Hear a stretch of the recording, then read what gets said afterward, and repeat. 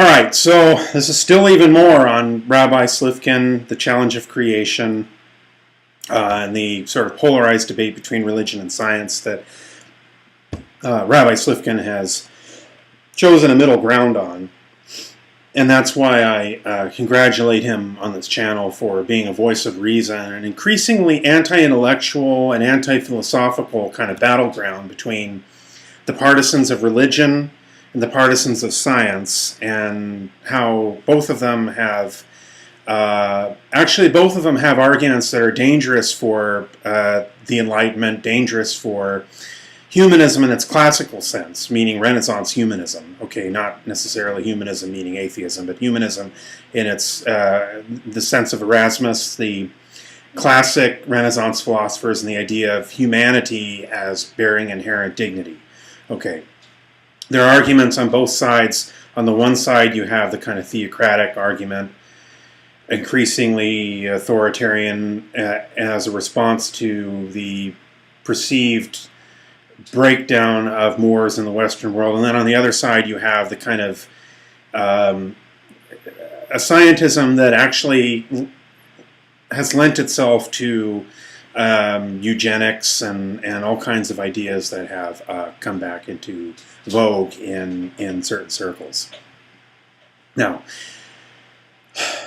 I left off my last video by stating that I believe that, religion is experiential, and that the experience of the divine is an experience that goes beyond what can necessarily be answered by neuroscience. That is a far out position for some of my regular subscribers. And, I'm not suggesting that neuroscience doesn't have answers. What I am suggesting is that neuroscience does not have the answers. There's a difference. It's the same thing that I would say in the case of Rabbi Slifkin's detractors. It's not that the religious authorities don't have answers. It's just that they don't have the answers. Okay, the one and only truth. Otherwise, how would you explain all the other one and only truths out there? That wouldn't make any sense. So, yeah, neuroscience does have answers, but I would say that neuroscience would point the way to the spiritual realm, potentially, possibly, maybe. I mean, we'd have to get into it. It would be a complicated debate, but it wouldn't explain away. Now, I would say that, again, religion is experiential, and I do not believe that that points the way to any kind of fundamentalism. That's my other caveat. Or one and only truthism. I think that the world's had too much of that.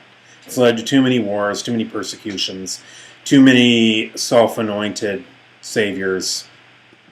And anyway, I wanted to address one more issue that I think is interesting. That would be an interesting commonality between the extreme theocrats within Christian dominionism, Islamic fundamentalism, and probably to a lesser extent the Jewish tradition, because I think there's more of a tradition of debate within it. As I stated from the outset here, I'm far more attracted to the Orthodox Jewish position than I am to the orthodoxies in other religions. So I stated that from the beginning, that there would be no intolerance allowed on this channel, no anti-Semitism, nothing like that will be tolerated here, or attacks against any faith community, and that's probably why these are going to be blocked for comment, okay?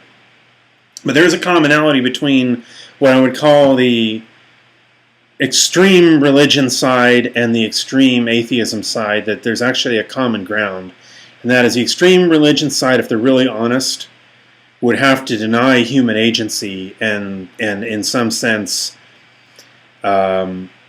ideas like free will, or ideas like that humans have a choice, would have to be denied, because everything, even the littlest thing, is God's plan.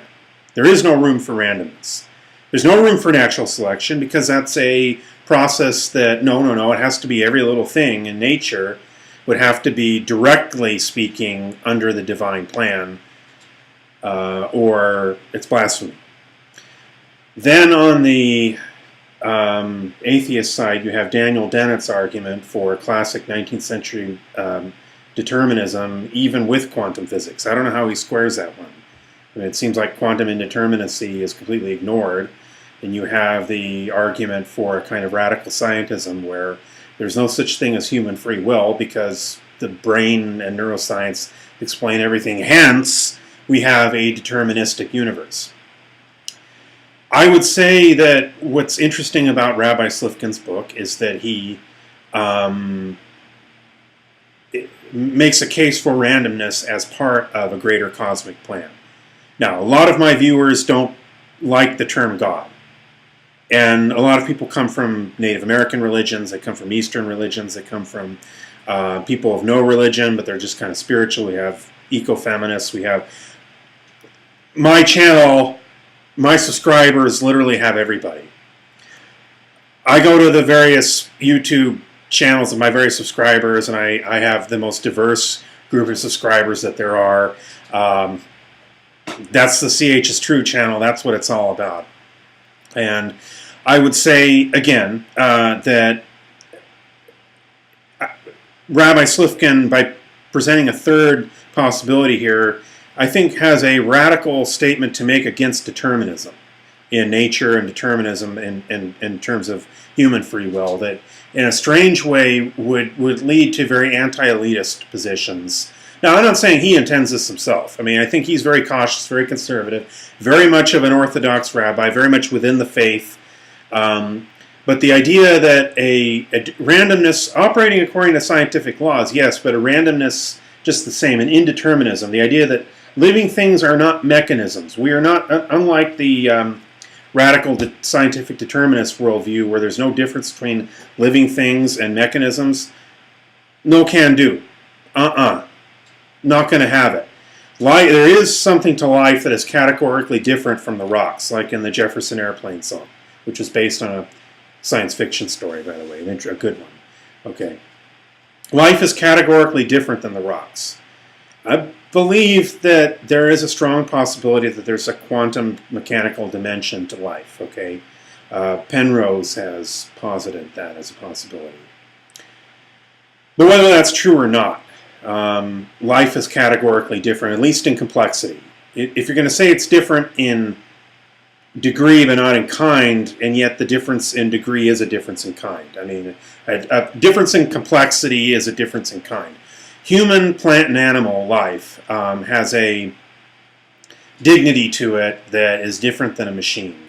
And those who would radically reduce our existence to the level of a machine are creating a world that would be far more despotic and far more potentially totalitarian than anything coming out of a religious community that would ban a book that at this point in time doesn't wield any power. And even if we were to abridge the separation of religion and politics, it would not be the Jewish community wielding that power. It would probably be the Christian church. Okay, so we have to keep a sense of perspective about this. But anyways, I digress. In contrast to religious ultra-orthodoxy and in contrast to scientific ultra-orthodoxy, I believe that we need to preserve a realm of philosophy. A realm of, but not just philosophy, but a philosophy that, unlike the atheistic philosophy that in the West, would be willing to consider the metaphysical, address the metaphysical rationally, but not reductionistically. Thank you.